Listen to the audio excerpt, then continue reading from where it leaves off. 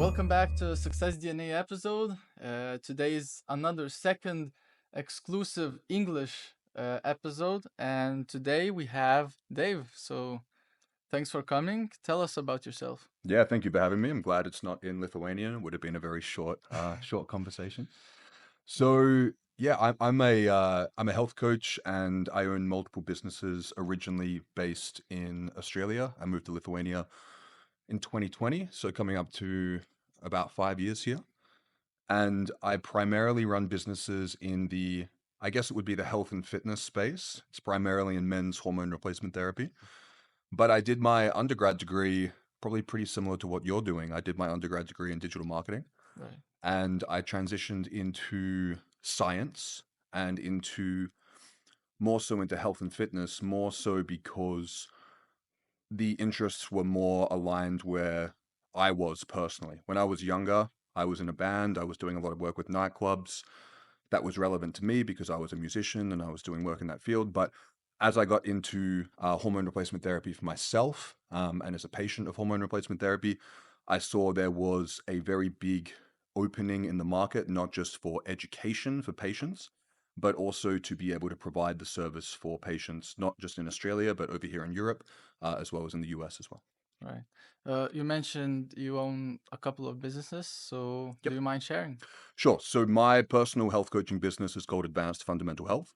I've been operating since 2019 doing that. So right before I moved over here. I have a few ebooks. I have some courses that I sell as well, but I primarily consult. So I do consulting, coaching one-on-one, as well as group settings as well. And then I also own a clinic that is technically based in Latvia, but we service all of the Baltics and Scandinavia as well. So that's called TRT Baltic. So I'm a part owner of that business. And then I'm also an equity owner of Primal Zone, which is a clinic as well, but operating in Australia. So those are the three businesses. Damn, that's a lot. So tell us your background actually. When did you pursue that entrepreneur lifestyle in general? Yeah, so I mean, I think I probably started it very young without realizing. I got a job as soon as I could legally get a job in Australia, which I think is about 13 or something like that. All right. So I first started umpiring hockey games on the weekend for like the equivalent of like probably €2 a game or something like that. And then I got my first job at a smoothie shop. So I used to go in at 4 p.m. after school and clean all the blenders and mop the floors until about 6:30 when it closed. And I think the guy running it loved that because he could pay me like the minimum wage for a child. And I'd go in there a few days a week and that would pay for me to go to the movies on the weekend with my friends. But I really liked having that sense of financial independence from a young age. So I worked a bunch of part-time jobs when I was in school. And then when I became a musician, when I was in university, at one point I was a pizza delivery driver 3 nights a week. I was running a music venue 2 nights a week. I was DJing 1 night a week, and then I was selling mobile phones a couple of days a week as well. So I was Damn. always just doing a bunch of different stuff.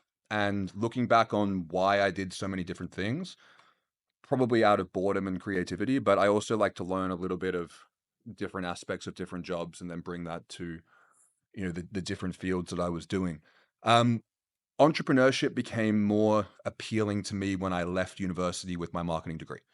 My first job was at a gym. I was a sales manager of a gym, and without sounding too arrogant, um, I became very aware when I was working at this gym that it was being very poorly managed and poorly run. And when I looked around at a lot of other businesses or jobs that I had applied for, they were also being quite poorly run. So I was a little bit jaded and uninspired to work for other people.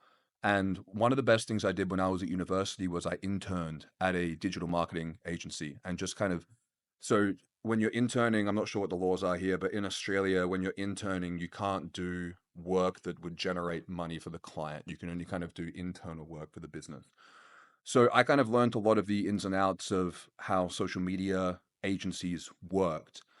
And I very quickly, probably within 6 months of working that job, decided to leave and start my own digital marketing project. So I was launching nightclubs at the time. I was running, nightclub events. I was also doing some work with a few hotels Facebook marketing primarily. It was when they first launched the Facebook pixel so that you could track people's activity on websites and so on and so forth, and then market based on the websites people had been on, which back in 2011, 2012 was pretty groundbreaking. And that was very appealing to me at the time because I was able to work half the amount of hours and make double the amount of money that I was making previously. So this, for someone who was, 23, 24 at the time, much more into partying on the weekend and, not really kind of applying myself very much, this was like the best setup ever. I was going, well, I could knock off at 1 p.m. and go home and play video games or hang out with my friends and do whatever. This is great. And that all kind of came screeching to a halt for me when I was 25. I had a brain injury and could no longer work. And this led me down the road that I'm on now. So when I had this brain injury, I saw a few doctors, quite a few doctors over a prolonged period, which couldn't diagnose the problem and then diagnosed it as incurable. So I was told I wouldn't ever be able to walk properly again. I had very severe balance disorder. So it was kind of like if you sat on that chair and spun around on it 50 times for Mm-hmm. years. So that was a very difficult period. And to kind of cut a long story short, I ended up going back to university and getting a postgraduate degree in science to learn how to heal my brain. And through that process, because I was quite cognitively challenged at that stage, I started, working 2 or 3 days a week for a not-for-profit, just doing basic digital marketing stuff. It kind of progressed up to being able to work a couple of more days a week, teaching drums, kind of getting some financial independence back. And then once I was able to work full time again, I was so passionate about helping other people with their health challenges and helping people with the areas that medicine had failed them, that digital marketing wasn't really something that I was interested in. Like running Facebook ads just felt Right. meaningless. I was much more interested in helping people with what I'd gone through. The benefit in hindsight was that because I'd done so much with digital marketing and brand management, when I started doing what I do now, I intrinsically and inherently built a really effective personal brand because I'd done it so many times for clients that I just organically did it myself. So over the last 6 years in doing that, that's what led me to writing multiple books, running lots of seminars, speaking at multiple events on this industry, and it's all come off the back of having a very successful and powerful personal brand, which is what I would encourage any young person listening to this who's wanting to grow or start a business, is invest in your personal brand, because in this day and age, and especially in the future, that is everything. It's been everything for me to be able to be here, be able to be all over the world and speak and do all these different things I'm doing. But personal brand has been the thing that has allowed me to do that. Right. I was actually gonna ask because in your business masterclass that I saw on YouTube, you should check it out, by the way. Uh, you were actually talking about personal brand and how essential it is. So, what mistakes have you done at the start when building your personal brand? Yeah, that's a good question. I was very blessed in my field that I didn't start my personal branding stuff until a little bit later because I had been booked out since I started doing what I'm doing now. So, most businesses, whether you're selling products or services, your main challenge is generating leads or clients, especially, or I should say, generating warm leads that actually convert and don't waste your time. So, because I had leads kind of coming in already and I was, already kind of booked out a couple of months in advance and I wasn't selling any other evergreen products, I didn't start actually marketing myself until quite late into doing what I'm doing. I really only started doing it because during the lockdowns here, I was so bored that I just started posting on Right. Instagram. Um, so actually, I was just at the Gym Plus just next door. I'd go on the cardio machine in there and just post on Instagram when I was bored during those lockdowns. But I didn't start marketing myself from day one, and that's what I should have done. The other thing that I didn't do as well as I should have done in hindsight, because obviously when you look back on it, it's very obvious what your mistakes are, but there's definitely like a fog that happens when you're in it. But when you're selling your time, which is, generally people will sell their service, so their time, or they'll sell a product. So I primarily sell my time. And what I hadn't done effectively at the start, which I have now caught up on, is that I now sell and market ebooks. And ebooks are a really great product for people to sell online because if you buy my ebook now, it automatically emails you a copy of the PDF. I don't have to print something, ship it to Yeah, you. yeah. You can't It like saves time. saves time. But the advantage is if you buy my ebook for like 29 Australian dollars, there's like a payment processing of like $1, and then I get the rest as profit in the bank account. So this doesn't take me any time, effort, or energy. I mean, I might sell a few ebooks while we're doing this podcast. And when you're building a personal brand, one of the best things that you can do from day one is to have something like this, which is like what we call an evergreen product, which is Yeah, something yeah, that's always going to be there. It's always going to be available. It doesn't require management of inventory or staff or anything like that. And to have a low ticket evergreen product, so something that people will buy as like an impulse buy, so kind of like when you see like candy bars at the supermarket next to the checkout, yeah, you want something like that, something that is a lower cost so that people aren't going to need to, think about buying it. Ideally, something that delivers significantly more value than what you charge for it, because not only will this allow you to capitalize on a personal brand more effectively, but if you set up your business right, these will be the people who eventually become leads for the higher ticket products and services that you offer down the line. So right.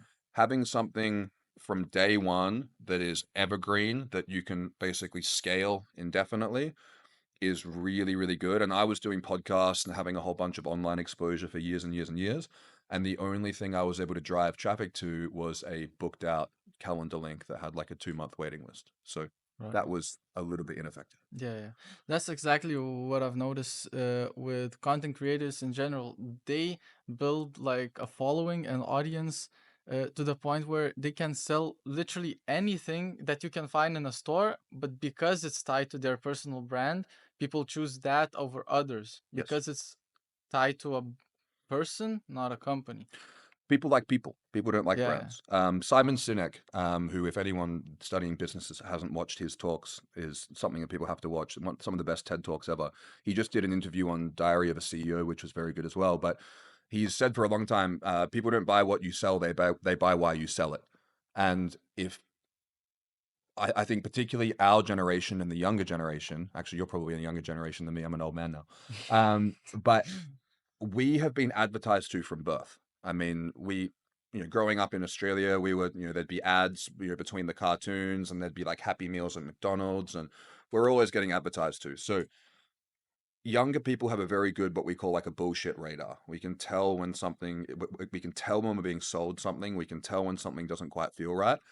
And one of the best marketing strategies that people can ever do is not to sell directly the product that you're trying to sell, but to educate people or to warm your leads by providing them value to get them to then buy it on their own accord. And if you can lead people to that consumer journey rather than trying to shove your thing down their throat, that works very, very effectively because people will then also build a relationship with you and your brand. And the best thing that I ever did for my business, and this is something that I was mentored on originally, was this idea that if someone comes to me to, buy my ebook or do a consultation or something like that, I want to be able to, if their expectations are here, I want to be able to deliver here in some way. And if you can create this gap between expectations and what you actually deliver, this gap here is basically you've given people more than they expected. yeah, So it creates this sense of reciprocity. They feel like they owe you. And this can either create customers for life. So when you release, future things or you provide more services, they'll be, attached to your brand. But what it will make them more likely do is if you provide a really good product or service, they're more likely going to recommend you to their friends and family and kind of act as what we call like a word of mouth brand ambassador. So they're kind of like an advertisement for your business. yeah, And the challenge and this is the most effective marketing strategy, but it has a very high barrier to entry because you have to be really good at what you do. And you have to also do the right thing by the people that you're selling to. And most people are delivering a crappy product or service that they know sucks and they're overcharging for it, or they don't have good communication and rapport that they build with their customers. So if you can do a really good job and charge fairly for it, and the people that you work with actually like you, then your brand will grow organically. And then you can just focus on going, how do I nurture the leads that are coming to me organically? And that's a really effective business. right. many people building personal brand right now struggle because there's so many things to choose from and they can't decide on their niche. Mhm. What are your tips on that? Maybe from personal experience. Yeah, the thing that I was taught that worked really well for me is to find the medium that you excel at. So if you write well, write a blog. If you speak well, do a podcast or make videos. If you like a couple of my friends who are doctors, one of my friends, Dr. Adam Hodgkiss, he's got a really cool Instagram channel that he's grown. He loves making videos. So if you love making videos and make videos, I don't really like making videos. I don't like making content. So that's why I like doing podcasts and other things, because then other people make the content for me and I can get it out that Right. way. But I like speaking and I like educating. So I primarily do lectures. When I started doing lectures on YouTube, people told me that they won't work, they're boring, they're too long. I've got lectures that have got over 100,000 views, and they're just me doing an hour lecture with like a Google Slides template with like me and like a Zoom video in the corner.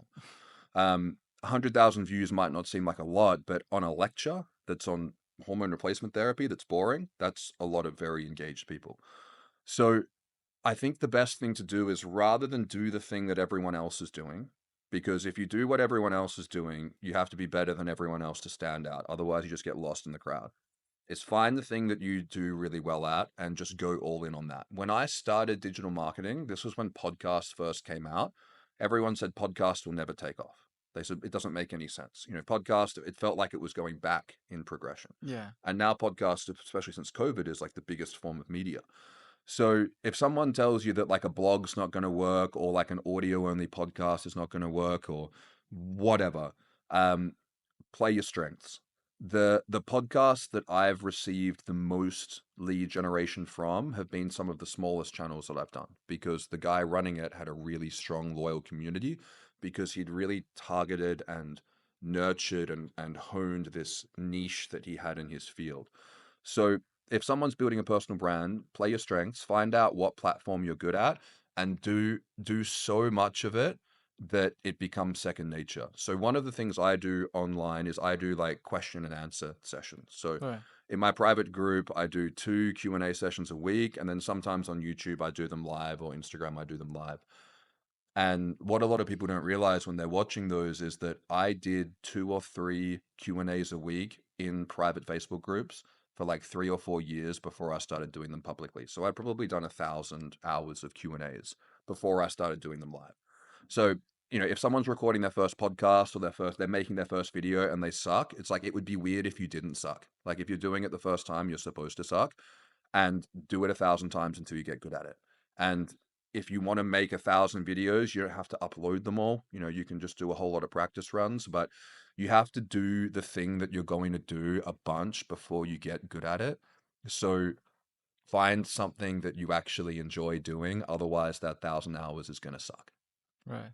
So that's like one of the things tied to success. So I was gonna ask you, what are other things that you think are essential for any uh, entrepreneur or anyone in any area that wants to be successful? Yeah, there's probably a few things to it. A lot of the time in entrepreneur videos and discussions and content, people are what we typically refer to as like type A. Like, they're very like naturally driven go-getters. I'm naturally very lazy. I'm naturally very type B. So one of the things that I had to learn was work ethic and discipline, because I didn't have those things naturally. I had to try very, very hard to be able to, like, I work with a lot of guys who have trouble switching off at the end of the day. I had trouble switching on at the start of the day. I just couldn't be bothered. So work ethic and discipline is super important. Some people are more driven than others, but discipline has to be the thing that you uh, compensate for when motivation and drive and inspiration kind of ebbs and flows and goes like this. Discipline's super important. And one of the things that drove me when I first started my business was that I developed purpose. When I started dating my now wife, I didn't want her to have to work. So I wanted to be able to provide for her. And that was one of the things that motivated me to work harder, was to be able to, generate 2 incomes. So that was really important. But I think the reason why I've been able to do well at what I'm doing now and it's not the only factor, but it's definitely helped, was that I really, really care about what I do. I would do what I do now for free because I think that the conversations that I have with people helping them with hormone replacement therapy changes their life and saves people's lives, and it means the world to them and it makes the world a better place. So it's much easier to do something relentlessly for a lot of hours for a long time without seeing a result if you really care about what you're doing. And ideally, if you care about what you're doing more than just a means to an end to make money. Like, it's great that if your business is profitable, but when I was first interning for this digital agency that I spoke about before, the guy who taught me was like one of the best in the world at Facebook ads and comprehensive digital marketing strategies. And at this point, I was like a lazy musician. I liked just, chilling out, playing video games, not working very hard, just, basically finding the thing I could do the least and making the most so that I could just chill.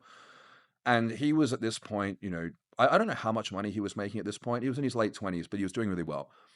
And we were sitting on my balcony, and he was basically telling me about how he was working so hard that he was, approaching this kind of burnout kind of phase of his work. And he said to me, he goes, "I derive as much enjoyment from growing my business as you do performing on stage as a musician." And I said, "Fuck, that's really cool that the thing that you like makes you money, because this doesn't make me any money at all." So I was always really, I guess, a little bit jaded when I was younger, that I hadn't found something that I was passionate about that also allowed me to, live a comfortable, successful life as well. But when I got into what I'm doing now, because there's so much purpose and meaning driving what I do, the business growth and the finance that has come as a result of it is kind of just a consequence of the fact that I've just been doing it for a long time. So finding something that you absolutely love that you would do all day, every day for free is a really nice thing that helps with the business, but not everyone's going to be able to find that thing. So Yeah. that helps if you can find it, but discipline is super important. And the other thing that I've kind of learned from this, so I've been doing this now pretty relentlessly for 5 years.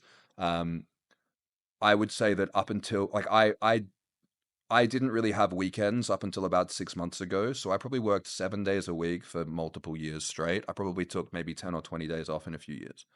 Um, Not everyone has to do that strategy, but keep in mind that if you're competing with a whole bunch of other people who are trying to do what you're doing and do it better than you probably are going to have to work more than 40, 50 hours a week for a while to get to a point where you're living a lifestyle that is mainly, when I see a lot of guys wanting to be an entrepreneur and have like a digital nomad or a traveling kind of life and pick your own schedule, that stuff doesn't happen for a while. There's a lot of really ugly, difficult, hard work for a long time up until that point. So if people aren't willing to make the short-term sacrifice of the Friday nights and Saturday nights out and the goofing off here and there and these kind of luxuries that people have, it might not be a path that's going to work out. So you have to work really hard for a long time and you have to be really disciplined to push it forward. But then once you do, and once you get to a point where you can kind of reap what you've sown, then you do get a dividend kind of return on that makes it worthwhile. Yeah. And now, UNIQA's water break.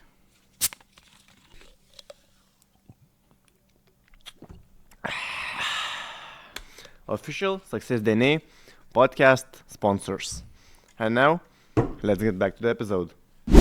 And now a classic for Success DNA viewers, discipline or motivation? Discipline. Motivation. So one thing that's interesting when you and I can say this as someone who works in a field where I've got multiple thousand clients on TRT, which is testosterone replacement therapy. We initiate testosterone replacement therapy in hundreds of guys every week, and testosterone is a molecule that makes people more motivated. So biologically, motivation is something that I've seen kind of how it plays out. And even with the best testosterone levels or the worst testosterone levels or anything in between, motivation comes in waves. Motivation ebbs and flows. And I think, if it's discipline or motivation, if it has to be if there has to be polarity between the two, it's going to be discipline. But ideally, you want both. So I have waves of motivation that I ride when those waves come up. So if I just traveled, as we were saying before we hit recording. I've been away for the last month, all across Australia, all across the US, working with my clinics, running seminars, doing podcasts. Super inspired, super motivated while I was doing that. You get like momentum and inertia. And so, during that period, I was working twice as hard. I was kind of, running all the businesses while I was traveling, consulting with my clients. It was working really well. And then when I came home, I crashed. I was exhausted, super tired, still disciplined to do the stuff that I needed to do. But I wait for those kind of motivation waves to come through to kind of, work overtime and push harder. So I think you have to have discipline for when the waves of motivation are lower to kind of keep things operating where they should. But then when motivation does come in these waves, I think it's important to be able to capitalize and ride those waves of motivation because, as humans, things do kind of ebb and flow a little bit, and there can be a little bit of a push and pull in this. Absolutely. Yeah, right. Basically, use the momentum as much as possible. Use momentum as much as possible. And I think that one of the things that people in entrepreneurship will often stuff up, and this is more coming from like the health and fitness background, is that you can't be super disciplined and motivated to work really hard on your business if you're not taking care of your physical body properly. So if you're sleeping badly and drinking a bunch of alcohol and not eating nutritious food and not exercising, and especially here in the winter, if you're not getting any sunlight to compound that, you're not going to run a successful business. It's not possible, because the brain is run as a part of the body like everything else. So we have to fuel and look after the body properly with proper self-care, but also things like self-development as well through like exercise and learning and introspection and all these different things that we can do. So I think that people should not just be disciplined with their work schedule, but they should be disciplined with all aspects of their life to be better, smarter, more powerful men and women. And then as a result of that, to bring not only that higher energy, but then those skills of discipline into the business as well. If you can kind of, I guess, vertically integrate aspects of discipline, not just into your work schedule, but into your workout routine and your nutrition and going to bed and getting up at the same time every day and not drinking alcohol. And if you can bring all of those things together, if you're competing against other people who aren't doing that stuff, that's when you'll leave those other people behind. Right. Okay. So we touched on healthcare. Can you explain the viewers that may not know about testosterone replacement therapy? What it is, what it's it for, and how it works, basically. Sure. So, yeah, testosterone replacement therapy, which we abbreviate to TRT. People listening may be more familiar with something like the concept of female hormone replacement therapy after a woman goes through menopause. This was kind of the most popular, well-known form of hormone replacement. But men also get a similar hormone decline at around the same age that women do. It's just that when a woman hits menopause, it's much more of a sharp, acute kind of drop. Men tend to have declining testosterone levels over a longer period. The area that I work in more so is for younger men who've either abused anabolic steroids in the past for bodybuilding, or this new kind of phenomenon that we're getting with younger guys who are in their 20s and 30s who have either been unhealthy when they were growing up or something's kind of happened with their health where despite even, good habits with self-care or maybe kind of a little bit average habits, they have got deficiencies in their testosterone levels, leading them to feel far worse than they should at their age. And ultimately, what we want to do, especially with younger men, is to not have them require testosterone therapy. So if someone comes in and they've got low testosterone, but they're drinking alcohol every day and they're eating junk food and they're not exercising, then we can go, okay, these things need to improve. That, this is this because of this. And if we fix this, then this will correct and we won't require, ongoing hormone replacement therapy. But for some men who are doing everything right and still have poor testosterone levels, this can be the reason why they're having poor sexual health, physical health, mental health, immune system health. And when we restore the testosterone levels to what a healthy man their age should have, they find that they get drastic, life-changing improvements in all aspects. And it was that experience for me when I started testosterone shortly after my brain injury that inspired me to basically abandon my previous career and do this, because it was such a life-changing thing that I wanted to be able to share with as many people as possible. Right. So, has anything bad happened to a person who's doing this therapy, or and also can you share any misconceptions about this particular topic? Yeah, so the like a lot of things in medicine and healthcare, the dose makes the poison. So, if you take 5 or 6 times the amount of testosterone that a healthy man should make, you can put on some serious muscle in the gym. You can, and this is what a lot of, bodybuilders are doing, is they're taking not just much higher doses of bioidentical testosterone, but also anabolic steroids, which are a little bit different. But one of the challenges is that when it's kind of like if you supercharge a car, then the car might fall apart more quickly as a result. You can drive faster, but you might not Yeah. drive further over time. So the challenges that people have with testosterone therapy and in various forms tend to come from abusing the dose for gaining muscle. Right. When it comes to doing testosterone therapy properly, the challenges that people have, that the main one, and the reason why my consultations go for an hour instead of 10 minutes, is that once you start testosterone therapy, you're on it for the rest of your life. That's why it's a big thing. Irreversible. It's irreversible. If it wasn't, we'd basically say, we'll just take some testosterone and give it a try. Probably feel better, right? So there's a big barrier to entry, because once, so let's say if you took an injection of testosterone now, your body would sense and go, oh, there's plenty of this already here. I don't need to make any more of this myself. That's why you need to gain more. Yes. So the problem is that your brain senses that there's a bunch of testosterone here. So it basically shuts down the signal to your testicles to say, make testosterone. So as a result, your testicles shrink up and they stop working. And you're basically now doing the job of the testicles yourself for the rest of your life, which That sounds crazy. it's Yeah. this is why it's a big conversation. It's a big Yeah. commitment, because basically it's kind of like when we have type 1 diabetics, their pancreas doesn't make insulin. So whenever they eat carbohydrates, they have to inject insulin. Yeah. It's kind of like that. You're basically shutting an organ down, but you're shutting it down because, and I guess if we're going to talk about business, it's kind of like if you owned like let's say like a box factory, your production of boxes would only be as good as the weakest link in your team.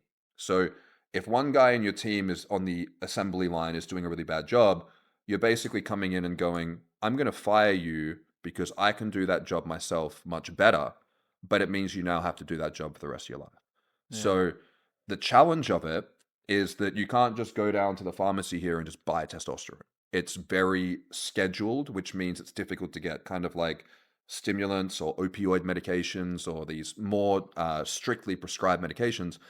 So it's a bad combination to be dependent on something that's difficult to get.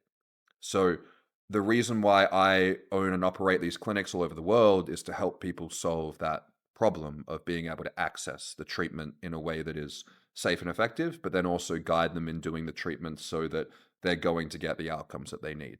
The other misconception is that guys think that TRT will make them infertile. If it made everyone infertile, we would use it as male birth control, and it would be very popular for that. Yeah. There'd be a lot of money to be made in that. It can impact some people's fertility, but we can also bring their fertility back if their fertility does get shut down. So that can be a bit of a barrier for younger men saying, oh, I'm not going to do it because I might want to have kids in the future. But that's, not an issue that we have to worry about.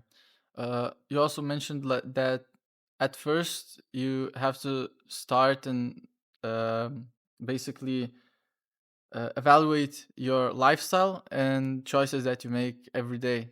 So you basically coach on that too, also, right? Yeah. My ultimate goal for everyone who comes to see me, if possible, is to be able to get the result of doing TRT without needing it. So Right. what we wouldn't want to have happen is someone start TRT, shut down their production, and then find out that they just needed to stop drinking alcohol every night, and then they would feel better.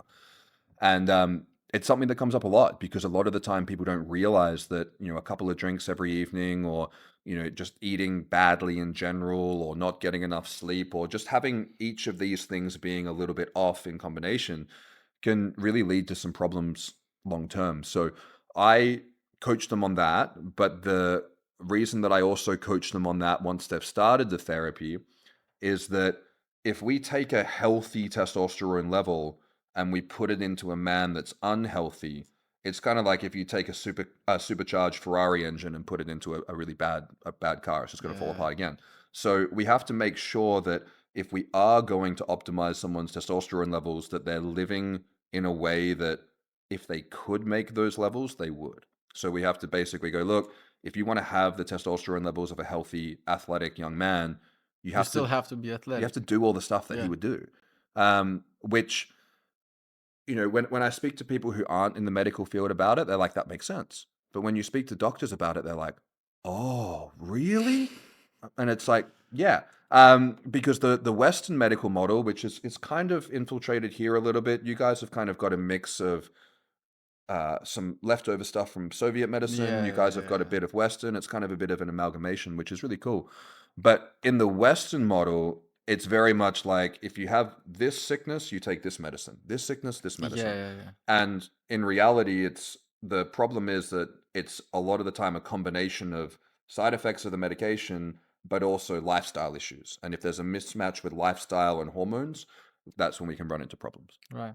What are your tips for lifestyle that encourages natural testosterone production? In other words, what are natural ways of remaining a man? Yeah, and this stuff's really important because this is the same stuff that you have to do if you're on TRT to avoid side effects Yeah. or to avoid going on it. So it's the same stuff. Um, so one of the challenges that you guys have here, or that I now have, that I live here, is the lack of sun. I Winter. mean, Yeah. obviously today is beautiful, but it hasn't been like this since like, I don't know, start of September or Yes. something like Yes. that. Yes. Yes. So getting as much sunlight as possible is really important. In Australia, people think that we get a lot of sunlight, but the sun is so harsh that you can't actually be out in the sun for that long. You get more damage than benefits. Yes. Yeah, yeah. So it's actually like here in the warmer months, we can get a lot more sun because it's gentler and you can stay out in it for longer. It comes up really early, it goes down really late. So Yeah, exactly. vitamin D, which is one of the main nutrients we get from the sun, has a half-life in the body, which means a half-life is how long it takes you to eliminate 50% of it. It has a half-life of 9 months. So it means that you can bank sunlight in the summer. So get as much sunlight as you can when the sun's out is a really good way to look at it. And you get as much sunlight as you can without burning. And then as your skin darkens, you can get more sun the next time. And if people are very pale and can't get much sun, you do it in the morning and in the evening, and then you move closer towards the middle of the day when you can get more sun. The other one that's important is eating plenty of good quality, nutritious food. There's a lot of different debates around nutrition. It's one of the most controversial points. The truth tends to always be in the middle. It's very important to eat an abundance of high quality food that comes from animals. This can include the dairy in this country is amazing. So you guys have really good quality dairy, even in the supermarkets. In a lot of Western countries, the supermarket dairy is terrible. So fantastic dairy here, dairy, whole eggs, ideally red meat, but white meat's also fine as well. But also supporting that diet with plenty of good quality fruits, vegetables, ideally cooked vegetables. The diet here is very meat and potato heavy, which Yes. is Yes. one of the best diets for optimizing hormone production. So meat, Okay. potatoes, fruit, these are the things that should be the cornerstone of the diet. If people want to have a little bit of good quality bread and grains and rice and stuff, no problem at all. The stuff people want to avoid is the processed food here isn't as bad, but deep fried food is one of the things that people want to avoid. The problem with deep fried food is in that fryer, that oil is sitting there for a long time and it heats and cools and heats and cools and it Yeah. becomes rancid in that process. So eating food that you cook at home that's high protein, probably similar food to what people's parents and grandparents cooked in this country. Yes. That's a really good foundation for the diet. The Western diet is much higher in grains and processed sugars and high fructose corn syrup and all of this garbage. So eating a diet that's got a good amount of meat, got a good amount of protein, but it's also that's home cooked, minimally processed, really good place to start. The other stuff that I like to kind of put it in two categories. So that's the stuff that we want to get into the body, so sunlight and nutrition. Then we want to focus on movement. So I like to recommend that people do a combination of cardiovascular exercise and resistance training. So it can be weightlifting, martial arts, calisthenics like gymnastics, whatever people enjoy. And then also making sure that you're getting your steps in every day. So 8 to 10,000 steps a day. One of the challenges that we have, particularly post-COVID, is that when people are working from home or studying from home, they're not getting in those 1,000 steps here and 1,000 steps there and 500 steps to the car and all these kind of things. So if you're working quite a sedentary role, especially from home, make sure you have some dedicated times throughout the day to go for a walk. And if you're wanting to improve your business or improve self-development, listen to an audiobook or a podcast while you're doing that to kind of hit two birds with one stone. But the big one that brings all that together is the stuff that you avoid. And the big one that people need to avoid is alcohol. I drank a lot of alcohol when I was younger as a musician. Globally, there's all different drinking cultures. Over here, you guys have alcohol in the supermarkets. It's a lot cheaper, so it's more visible. Yeah. In Australia, we have like dedicated alcohol shops, so it's not Oh, always you in can your... buy it in grocery stores? No. So we have we call them bottle shops, which is Okay. it's kind of like Vinoteca. Uh-huh. So they're in most places, but yeah, we don't have alcohol in supermarkets or anything like that. Yeah. So I think people underestimate when alcohol's just not in front of you all the time, it changes the Yeah. relationship with it. But alcohol here is also a lot cheaper. We have a lot more deterrent taxes in Australia. So when alcohol's in the supermarket and it's cheap, I think that creates a big problem, especially here in the winter and it's dark. Like, I don't drink, I don't like alcohol. And I remember sitting at home in the start of December and I was like, I see why people drink. There's nothing to do. Yeah. So I think that you have to have very good willpower and very good discipline to not succumb to those vices in winter. If people do want to drink alcohol, if people particularly like beer, like you guys have got really good beer here. If people like whiskey or wine, or people really like an alcohol, I think a good rule of thumb that we see in the blood work is about 1 to 2 standard drinks, which for a shot of let's say whiskey is about 30 to 60 ml of whiskey. 1 to 2 times a week is about the most that we would see someone get away with. Less or zero is better, but not drinking to intoxication is really important. Right. When you're 18, 19, 20, how old do you have to be to drink alcohol now? Did it change? 21, I think. It went up, yeah. Yeah. My wife's brother, it went up after he turned 18. It was quite funny. I was like, oh, that's... Yeah. But it's very normal when people become of age to drink that you go out to the clubs and the bars and you party because you've now got this freedom that you didn't have before. Yeah. It's totally normal. But you've kind of got to cut that behavior out when you get older, because when you start to want to work on either self-development or running a business, you basically have to find something that you are going to master, whether it's a skill or a knowledge area or something that you can provide value for society as a whole or the people around you, but you want to start to develop mastery of that area, that niche. That's how you provide value and level up as a professional.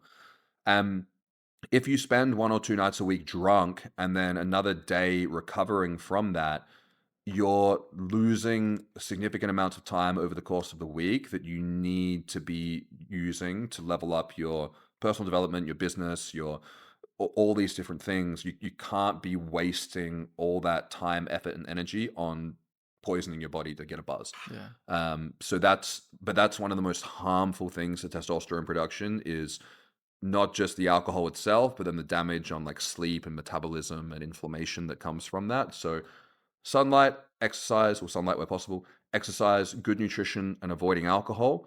If people take care of those things, and I often say that the main problems that people have is drugs, alcohol, junk food, and not doing enough exercise.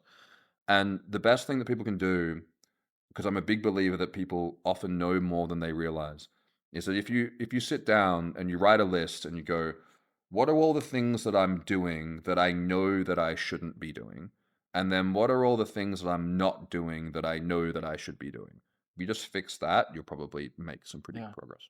And now talking about your lifestyle. So, what are you guilty of in your lifestyle? What mistakes do you make, even as a disciplined person? Yeah, that's a good one. I don't slip up on alcohol because I'm fortunate that I don't like it. I don't like the taste of beer or whiskey or wine or anything Mm. like that. And I also don't like the effect of alcohol when when you have more than a couple of drinks and you kind of feel that kind of kicking in. I don't personally like that, so I'm very good at avoiding alcohol. The stuff that I slip up on, I I don't slip up on it anymore because I slipped up on it so many fucking times that I just eventually learned my lesson. But the thing that I slipped up on the most for a long time was I didn't do enough of the stretching and mobility and like rehabilitation work that I knew that my body needed. I've had multiple spinal injuries. I've spent a lot of time sitting in a chair in a computer like this, very stressed out, very mentally drained. And I've also spent a lot of time lifting heavy weights. And I didn't do anywhere near enough cardio exercise, running, stretching, all that kind of stuff. And I remember one day, and this was like a couple of years ago, I was sitting at my desk.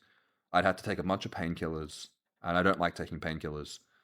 And I was sitting there, and I said to myself, if I had done 10 minutes of stretching and mobility every day for the last year, I wouldn't have these problems. And that was difficult for me to tell myself because I was teaching all these other guys to do stuff like this. And I was Yeah. like, but I'm not doing it myself. And if I had to be very honest with myself, the reason why I wasn't doing it was because when you're really stiff and tight, stretching sucks. Like it sucks. It's kind of like if you've never gone for a run and you go for a Yeah. run, it sucks. But that sensation, it's kind of like if you've never been for a run and running sucks, it's like that probably means you need to run more.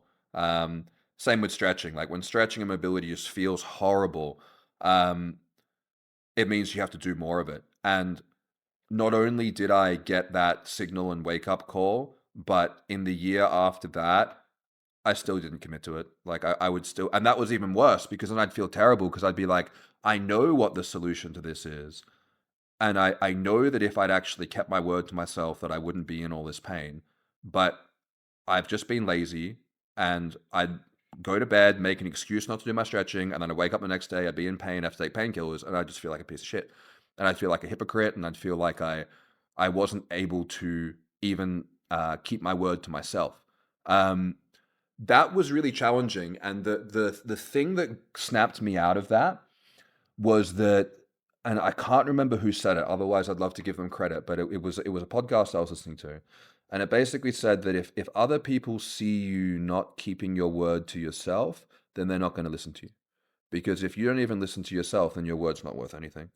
And I was very big on the idea of leading by example, and from that point onwards, only because I had screwed it up so many times, I can now very proudly say that I haven't skipped a day of stretching and mobility, even with all the travel and everything that I've done in well over a year. My pain levels are very low. I'm doing very well with that. But that took me a long time to get on track purely because it's an uncomfortable thing to do that doesn't give you an immediate reward, which is Yeah. just like a lot of things in business. But I was prioritizing the things that made me money, or I was prioritizing other people's health and wellness over my own. And I had to sort that out to basically go, if I want to look after other people really, really well and do a good job at what I'm doing, I have to look after myself first. And that was a bit of a process of being like, okay, I just need to get up earlier every morning. I need to allocate some extra time for this thing that will ultimately allow me to take care of other people better. But it was just forcing myself to do the uncomfortable thing consistently over and over and over again. And yeah, I wish I could say that I learned that lesson quickly, but it took years. Right. Yeah. I'm guilty of that as well. I Yep. I rarely stretch, and I know I should stretch, Yep. but I just have this habit because I used to play football, Yep. and basically we would just gather to the training sessions, and we would just immediately play football Yeah. and run and stuff. So I'm good with running and doing like other exercises. I can develop habits on that, but stretching is way more difficult. But yeah, I have an interesting topic. Have you seen this guy? Brian Johnson, yeah. Yeah. What are your thoughts on him? One of the best digital marketers of our age. I think he's done a phenomenal job with what he's doing because through his blueprint project, he's become one of the most central and well recognized people in the health and fitness industry, Yes. which he formerly had no one knew he was at all. Yeah. So if you look at the amount of money that he invested in the blueprint campaign I mean, and he's his a protocol, millionaire. yeah. But if you gave a PR company that much money, they probably wouldn't be able to get you the level of exposure that he's gotten from that. So I think his entire thing has been one of the coolest examples of a personal brand development and digital marketing strategy that I've seen in a long time. I completely disagree with the majority of the interventions that he's making with his health. Actually, I wouldn't say the majority of them. A lot of it's misguided because the science that his team is working on is a little bit misguided. So, for example, he follows a vegan diet, Yeah. but he takes a handful of supplements of nutrients that you get from eating meat. And I think it's just because a lot of the science that is his team is basing things off, it's not the best form of science. A lot of it is observational science. A lot of the stuff he's doing is great. The stuff he does with exercise is really cool. Yeah. The stuff that he's doing with just tracking and publishing everything, I think is awesome. What Some about of Sun's blood? that stuff's weird. Um, I don't know. I don't want to get too conspiratorial, but people were saying for a long time that the elites were drinking or injecting young people's blood to live longer, and then he does it in the open, and then all of a sudden it's celebrated. I think that crosses a line. I also think that a lot of the stuff he's doing with hormones, I mean, he says he's taking a non-feminizing form of estrogen. I don't know. It seems pretty feminized to me. But each to their own, people can do what they want to do. The thing that I think is interesting is that his whole premise is about living longer, and he's saying Yeah. living forever, which obviously is not possible, but living longer. Longevity is a really interesting field in general, and he's basically gone all into longevity. So if we look at, again, if we use the car analogy, basically there's a spectrum of performance and longevity. So if you increase performance, you tend to trade off longevity. And if you increase longevity, you tend to trade off performance. Most of us, I would assume, trying to find the sweet spot in the middle. So if I said to someone, hey, if you did XYZ, you're not going to live longer. Let's say you're still going to die at, I don't know, 85 to 95 years old, but you'll be living and breathing and exercising and feeling good up until the day you die. That sounds really good. Yeah. I'd rather have that than live to 120, but be in a wheelchair for 30 years at the end. Like, I don't want that. So he's talking about increasing lifespan. I think what we should be focusing on is increasing health span, which is not maybe how long you can live, but how many of your years you can be healthy for. Yeah. I think that's a really good way to do it. But yeah, look, I think he's done a very good job at being controversial and getting under the limelight. Yeah. I wouldn't recommend people follow his approaches in terms of what he's doing in terms of his exact protocol, but his overarching premise of looking at what you're doing and starting to take care of yourself younger to prevent the diseases of aging. I really like that mindset, but people need to be very aware that he's a businessman. Yeah. He And he's a great basically businessman. gathers all the attention he can, and he does an amazing job on that. Does an amazing job. Yeah. Now a fun question. So, do you think having a higher testosterone level makes you more successful, and how so? 100%.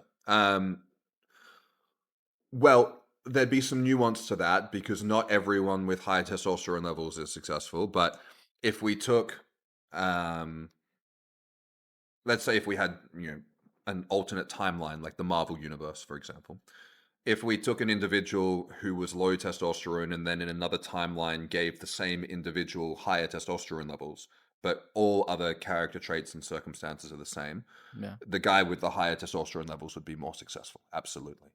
The reason for that is that if we look at success as a metric and go, well, what does it mean to be successful? Yeah. And there's obviously different answers for that. But regardless of what people think the answer to that is, the path to get to whatever that answer is not an easy path. Unless you're particularly lucky and you win the lottery or something. But for the average person to become successful by whatever means you deem that to be true takes work, energy, effort, and pushing through. My interest in testosterone came originally from an academic standpoint, actually from neuropsychiatry. So a lot of the time when people get into hormones, they get into it from like sports and performance and bodybuilding Yeah. and muscle building. I came into it when I realized that psychiatric medications weren't going to solve the issue I was trying to solve, and I was more interested in what do hormones in general, but particularly testosterone, what does it do to neurotransmission, so levels of like dopamine, serotonin, things in the brain that the psychiatric medications alter. But then also what does it do to like behavior? But also what does it do to like the baseline state of just how you feel when you're just sitting here having a conversation or doing whatever, which is our subjective experience of living. Yeah. That was the stuff that I was the most interested in. So when we look at, I would say that one of the key things to becoming successful is that you have to be resilient to stress. You have to be able to handle and overcome stress, both acutely, like big stresses, but also like long-term low-grade stress. You have to be able to overcome stress. And biologically, testosterone is the main thing in the body that buffers against stress.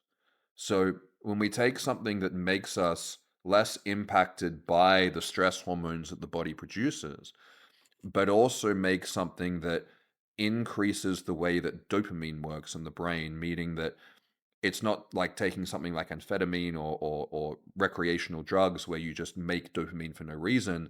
But when you do something that is pleasurable or purposeful, or that you that generates a subjective positive feeling, you're going to feel more of that effect, and you're going to feel less of the difficult stressor.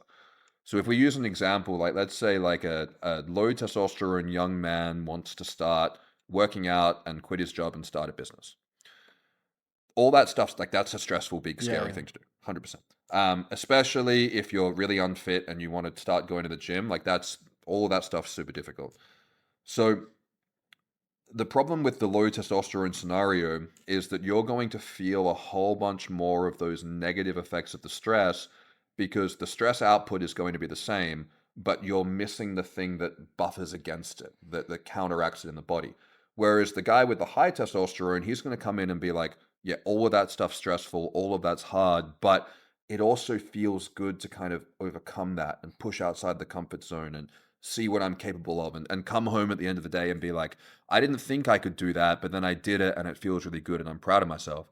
Whereas the other guy, in his brain, even if the same actions are done and he goes through the same motions, he's going to be much more overwhelmed by the stress signals because the testosterone isn't there to buffer that. So if you're getting less of the good reward feeling and then more of the stress feeling, you're just going to avoid it. You're just going to be like, Yeah. no, that's too difficult.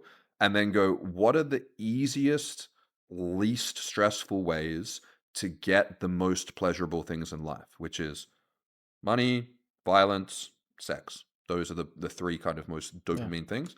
Video games, drugs, porn. These are the things that you can go.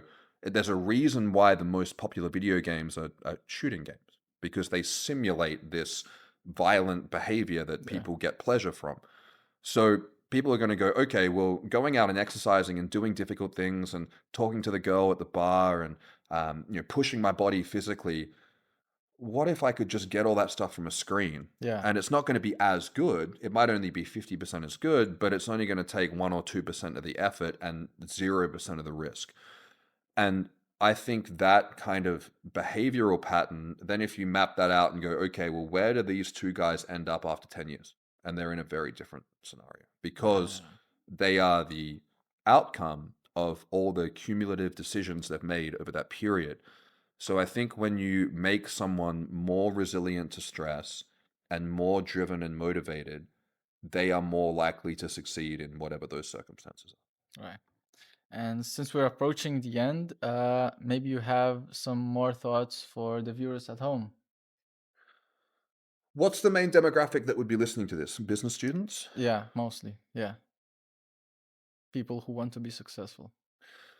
I think that the few things that I would go back and well, I guess the most valuable things that I learned that I would go back and reinforce is the best thing that you can do from starting a business standpoint is in the planning of what you're going to offer. One thing to do, especially now with a global audience, is to find a niche within a niche. So if you want to like narrow down in, let's say, I don't know, for me, for example, I work with testosterone replacement therapy, which when I first started in this field was a very small field. Now it's a very big field. Yeah. But I have a niche within that field, which is I teach and educate complex subjects in a way that people can understand. And then I have another niche within that field, which is that I focus a lot on the behavior and I guess psychological aspects that people are dealing with. And then I'm also not a medical doctor, and I also don't look like a medical doctor. Yeah. So from branding as well, I'm in a niche within a niche within a niche. And I think people worry and they go, if I make my scope or if I make my specialty too narrow, then my audience will be too small. No such thing, because it's a global audience. Yeah. Yeah. So you can have the smallest niche, and Alex Hormozy talks about this very well, and it's very true. The smaller your niche, the less competition there's going to be in the niche, And the more loyal. the fan more base. loyal, but also the easier it is to be the best at what you do. Because the smaller your niche is, the less competition there is, the more you can stand out from the noise, but also that allows you to hyper specify what you do. When clients come to me and they've got health stuff going on, I am exceptionally good to the point that I have other doctors and practitioners all over the world refer to me for very specific things. But if it falls outside of that scope, I don't have a clue. So I refer out to other people. Yeah. So I'm very, very, very, very good at a handful of very, very small things. But the other thing that's important to do, which kind of is the part two to that, is you have to do market research. Because if you come up with an idea that you think is great, it doesn't mean anything unless the market thinks that it's a good idea, because you're not your customer, the market's your customer. So if you have this idea and you say, hey, I've got this really cool idea, I'm just going to sell t-shirts, but one sleeve's long and the other one's like a singlet. I don't know why. Let's say you got, it sounds awesome, everyone's going to love it. They're not. Stupid. But if you go out and do market research and say, okay, these are the 20 people within my demographic who might buy this shirt, and if all 20 of them go, that's stupid, I would never buy that, it doesn't mean if you think that it's a great idea for fashion, it's not, because the market disagrees. And they say like 90% of businesses fail or something like that. Yeah. I think one of the main reasons businesses fail is they come up with an idea or a product or service that no one wants. Yeah. Because they think that it sounds good and they might want it, but there's not enough of an audience or a market that wants it. And with social media, especially, it is so easy to do free market research. You can just, if you've got 200-300 followers on Instagram, you can put up a post and do a poll or something like this. But you really want to find something that you can have expertise and mastery in, that you can offer exceptional value in, that people have a demand for. And those two things are sometimes mutually exclusive, meaning that it will be one but not the other. Yeah. And if you can find an untapped niche that you can offer value in, ideally for something that you enjoy, and that there is a demand for, that's the secret sauce. That's the thing you want to find. So yeah, it's important to do your market research before you invest any kind of money, time, effort into a business, because you want to make sure that there's actually an interest for it. And yeah, don't be afraid of niching down too narrowly, because if you're competing in a global market for a global audience, there will always be enough people, even in a very, very narrow field, that even if you sold out or were booked out tomorrow, there'd still be surplus of people left over. Yeah. Thank you very much. Thank you for having me. So thanks for viewers. Thanks viewers for watching.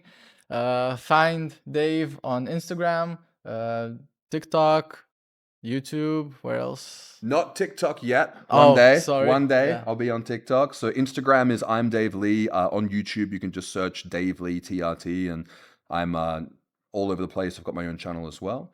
And yeah, if anyone wants to look into TRT in this part of the world, you can check out trtbaltic.com, and we are servicing all of the Baltic states. Thanks so much. Definitely check out other Success DNA episodes and see you next time.